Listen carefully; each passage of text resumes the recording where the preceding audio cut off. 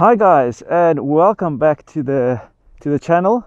Today I am out on my Triumph 900 Tiger GT Pro for another little ride, and I'm also testing another mic location. This is really becoming quite boring for me, because I really would like to get this mic stuff sorted out and get it out of the way, because it's just driving me nuts. But also my camera is having issues today, so but yeah, at least the bike is clean. I just gave it a good old wash this morning, lubricated some parts, lubed up the chain, and now I'm out for a quick little ride, and just want to take you guys along to enjoy a bit of the sunshine that we are having here in the UK. So yeah, let's hop on the bike and get some riding done. I want to talk about a few things. Nothing major, but just sort of some news bits that I've been reading in the newspapers. It might be old news, it might be new news, but it's quite interesting news for me at least.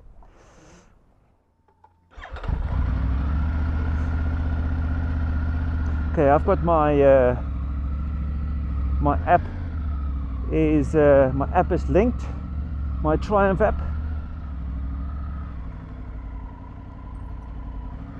I am in road mode and single rider setting.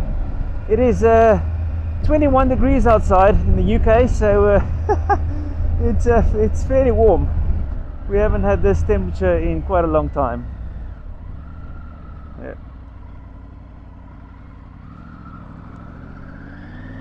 So I'm here in Bradford, and just going to cruise some of the back roads, because this is exactly the reason why I got this bike, is to be able to ride some of the back roads and explore a bit of the different areas that you sometimes don't get off the motorways, or where you want to go. You sort of keep to the main road. So I just wanted to explore a little bit more.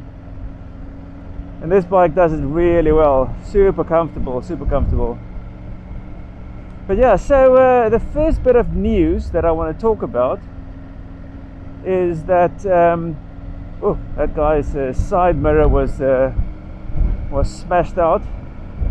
Someone probably clipped it on the way past. So the first bit of news is the fuel. So I actually rode the bike before I filled it up about half an hour ago. I rode it till about 25 miles left in the tank, and I got 199 miles on the tank of the E10 fuel, the normal unleaded fuel. Now I've been reading in the MCN newspaper magazine about the difference between E10 and E5. So it's a super unleaded compared to just the unleaded, and they were saying that normal unleaded fuel gives you less range compared to the super unleaded. So I thought to myself, let's give this a good old try, because now the tank is nice and empty. I can fill it up with a brand new tank of golden liquid fuel, and let's see how if there is if there's any performance differences, or if there's any range differences. So we're quite interesting to find that out. So yeah, I've got a full tank of super unleaded into the bike. So I usually run the normal the unleaded. The normal unleaded was 1 pound. Get the bug out of my mouth. The normal unleaded was, what was it? 1 pound, 55 or whatever. And super unleaded was 1 pound 64. So it's about what is it? About 10 pence more. for the super unleaded. And I'm just going to try it out. So this is the one thing. So did you guys see this article, and what do you think about it, about this fuel? And drop some comments below what you guys use in your motorbikes. Do you use the super unleaded, or are you just sticking to the unleaded? Because the reason why they went for the different unleaded version is that it's a greener fuel for the cars. So the cars' performance difference is about, well, they're quoting about a 1% difference in range and performance, that you're getting less, not more. It's never more. Don't get me wrong. I've never heard of anything that gives you more, except if you pay a lot for it. But yeah, what the guys found in the MCN magazine is they were saying that if you use on a bike, there's a massive difference. So it can be up to like a 20 to almost a 30% difference in the performance, and that is quite a lot. So I'm going to go down here. I've never been down this section here. I'm going to try it out. I bought this bike. So yeah, that's quite a large difference. So they were saying that you can almost get about 22 miles extra on a tank of fuel compared to normal unleaded. So super unleaded gives you 22 miles more range for the 10 pence per litre extra. So yeah, we're going to give it a go, and I'll give you guys some feedback when I actually finish this current tank. So that's the one bit of news. The other bit of news is guys, the other bit of news is I'm super keen to go and try out this Triumph 660 Sport, the Tiger. As far as I understand, the dealerships are now having them, and they are getting them out to the clients, and it looks like it's getting a rave reviews. You know, I've been reading a review and watching a few videos and stuff, and the guys were just basically giving it 5 stars. Now that's a lot of stars for a bike with a small capacity engine, because usually the 5-star bikes is usually the big bikes with all the bells and whistles, and here comes this bike. It's a much smaller cc, built on the Triumph Trident 660 engine, and it is smashing all the gravel in the road. It's smashing all the reviews out of the park. So I'm really keen to go and try this bike out, because the thing is, you know, as one of one of my watchers, I don't know if there's a subscriber, but one of the watchers was saying that you know, he also agrees with this statement of not a lot of people use the bikes for full-blown off-roading, for what it's been made for. The same as the BMW GS and so forth. You know, you buy into this whole comfort ride. Come on, you sort of buy into this comfort ride, and the adventure experience. So when you're out on your hour to 2 hour ride on a weekend, maybe once or twice a month or 3 times a month, you then can enjoy a bit of all the luxuries you get in these bikes. Because man, you do get a lot of luxuries in these bikes. Whoa, look at that house. How nice is that? Double garage and a driveway. A driveway on the one side in and the other side out. You know, that would be quite nice. But yeah, so you know, you sort of buy into this whole thing of the adventure experience, having traction control, leaning traction control, and you know, independent traction control, all this lovely stuff, you know, all built into the bikes, you know, ABS and this and that, the other. Where am I now? Staff wanted. Okay, I think I know where I am now.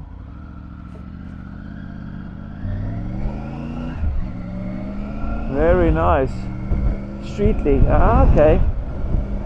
Never used that road before. But yeah, so you buy into this whole adventure experience because, you know, heated seats front and rear, heated handlebars. You know, it's got USB. You can charge it via the port as well.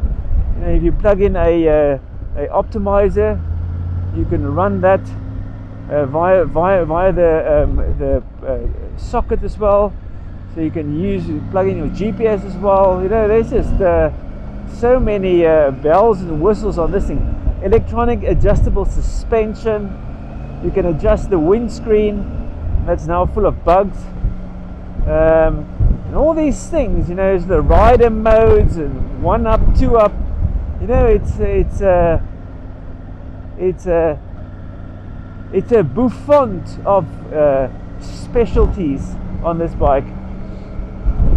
And if you think about it, a few years ago, you know, we were all happy just to have a really good experience on the bike, meaning that it's a good engine, good performance, and awesome brakes, because that is very important. You can make the bike faster, but you need to be able to stop it faster as well. So yeah, so what do you guys think? You know, what do you guys think about this Tiger 660 Sport? Would this be something that you would look at? I'm just thinking, you know, it's a smaller bike. It's going to be probably lighter on fuel. It's going to be lighter for shorter riders and for lighter riders to just enjoy without having the problem of worrying about a top heavy bike with a massive fuel tank. It's actually got quite a respectable fuel tank as well. You know, I think it's about 17 liters. So you're going to get on that Trident engine, you're going to get pretty much the same range as what I get on my 900 Tiger. So that's really good range. It doesn't have this big TFT screen, but they'll probably do something for the next model. Nice TFT screen, or a Tiger Sport Pro or whatever, where you get a little bit of more of the bells and whistles. But then again, you know, how much bells and whistles do you really need? Cruise control. You know, I was looking at reading one of the articles, and this one guy was saying, "Oh man, I wouldn't buy a bike without cruise control." And I think this is the reason why we have such a wide range of equipment on these bikes. It's just you can really do anything you like. What's this guy doing? Taking a photo of myself. Woohoo! It looks like that guy is just taking photos of people and he's going to sell it. I don't really see that. How cool is that? But yeah, maybe on the video I can actually see what the website is, so I can go check if he's got my photo up there. Because again, you don't get anyone to take photos of you while you're riding. It's like the Nürburgring. But yeah, you know, it's like this was the main thing for him, is to get cruise control on the bike. Otherwise, he's not interested. I'm like, brilliant, man, brilliant. You know, a lot of people, you know, everyone has got their own thing that really makes them tick, and that's why we can be very happy to live in a time where there's such a lot of options. Look at this beautiful place. It's locked. That's why. Streetly. What a beautiful place. But yeah, so yeah, like cruise control is for me. If you know, I'm a old school biker, but I've been riding for quite a few years now, a good couple of years, and you know, I've very rarely use the cruise control. Even when we went to Germany on the BMW RT that had cruise control and all that lovely stuff, I never really used it. I actually enjoy holding the throttle and controlling it. So never really needed it. But yeah, drop some comments below if you guys, what is your guys' feedback about cruise control and all the bells and whistles? Do you like the bike to be just a bike first and bells and whistles later, or do you go for it needs to have all the bells and whistles before you even look at it? You know, if I compare this Tiger 900 to the 850 Sport, the Tiger 850 Sport, you know, I would be more than happy to buy the 850 Sport, because the 850 is just for me, it's just a very nice bike for that price. It's absolutely brilliant, absolutely brilliant. So yeah, we're here in Streetley, and this is the Bull pub, if you guys can see that. So this is a very nice pub if you want to come and do a visit. I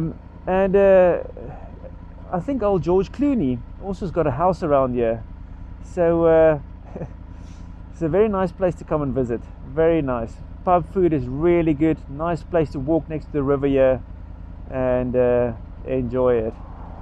It's quite quiet here. Maybe the inside of the pub is busy. And yeah, a few of the people here has actually seen old Clooney pop up on the radar,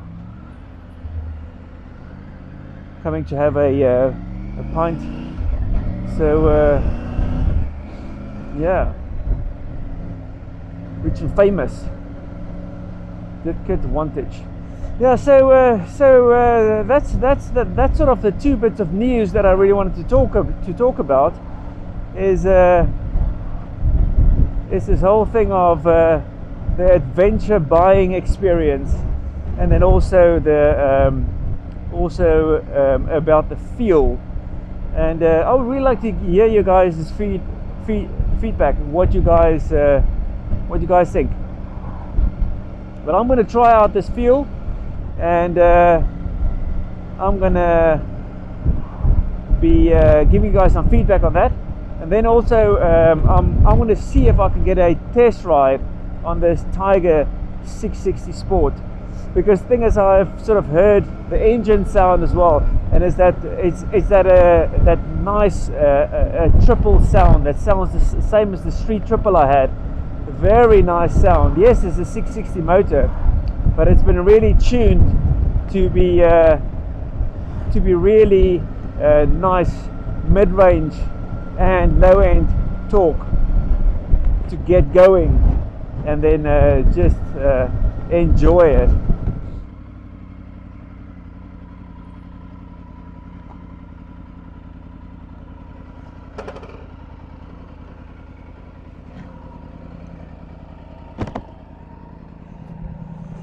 Well, okay guys, I hope you enjoyed this little video, and I will see you on the next one. Over and out. Cheers.